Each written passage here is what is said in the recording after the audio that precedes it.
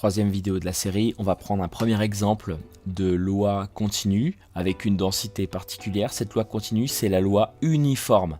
En fait, X suit une loi uniforme lorsque la densité F, c'est une constante. Alors, sur un intervalle, évidemment, toujours. Donc, tout dépend de l'intervalle. On dit dans ce cas-là que X est uniformément réparti. Et si l'intervalle, c'est par exemple l'intervalle AB, on va se réaliser plutôt que la densité, on n'a pas le choix en fait. Cette densité, c'est forcément f de x égale 1 sur b-1. Ça, c'est un nombre. Donc la densité de probabilité d'une loi uniforme, elle est définie par f de x égale 1 sur b-a, quel que soit x appartenant à AB. Si vous avez ça, forcément, x suit la loi uniforme. Alors on utilise la lettre U plutôt naturellement et on précise l'intervalle AB.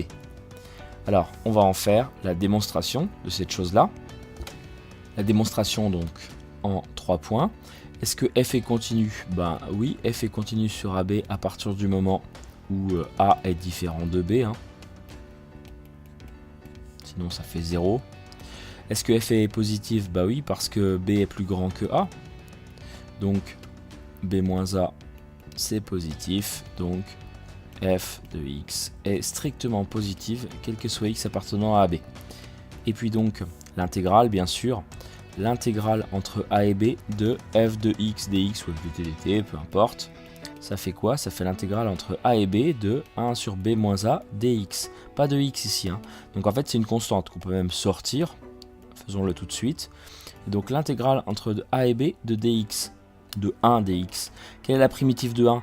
C'est évidemment x. Donc en fait c'est x que je vais intégrer entre A et B. Je commence par B, donc ça fait 1 sur b-a, b-a. 1 sur b-a divisé par b-a, et ben ça fait 1, tout va bien. Donc en effet, c'est bien une densité. Une fois qu'on a montré ça, la deuxième chose à dire, c'est que la probabilité, et c'est ce qu'on va utiliser, pour que x soit entre deux nombres, pas A et B bien sûr, sinon ça ferait 1, mais deux nombres alpha et bêta, pour reprendre l'exemple de plutôt les lettres de la vidéo numéro 2, et bien ça, c'est un truc à retenir, ça vaut bêta moins alpha sur b moins a. Donc, deuxième formule à retenir, et qu'on va démontrer bien sûr. Donc, la démonstration ici. Qu'est-ce que c'est que la proba pour que x, je fais exprès de changer la notation, histoire de vous habituer, que x soit entre alpha et bêta, c'est l'intégrale entre alpha et bêta de f de t dt.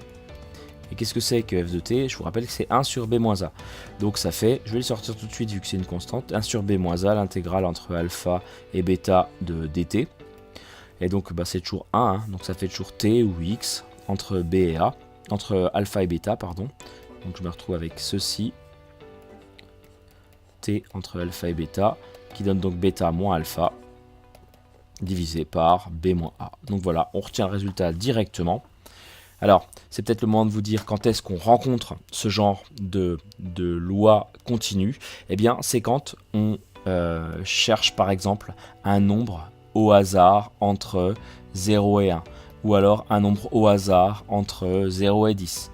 Donc, dès qu'on a également un temps d'attente, ça peut être un temps d'attente également entre 0 et 10 minutes.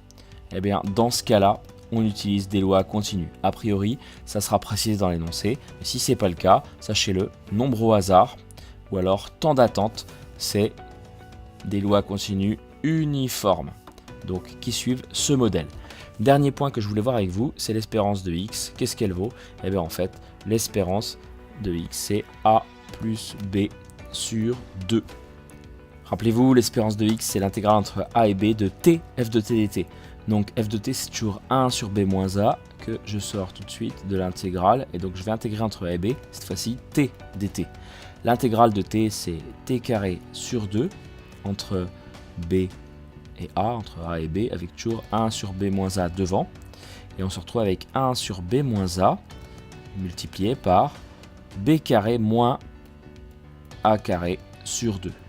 Et ça, identité remarquable, c'est égal à 1 sur b-a multiplié par b carré moins a carré, ça fait b moins a facteur de b plus a, tout sur 2. Et là, eh ben, on constate qu'en fait, on a un B-A qui va pouvoir partir. Conclusion, on se retrouve avec, en effet, A plus B sur 2.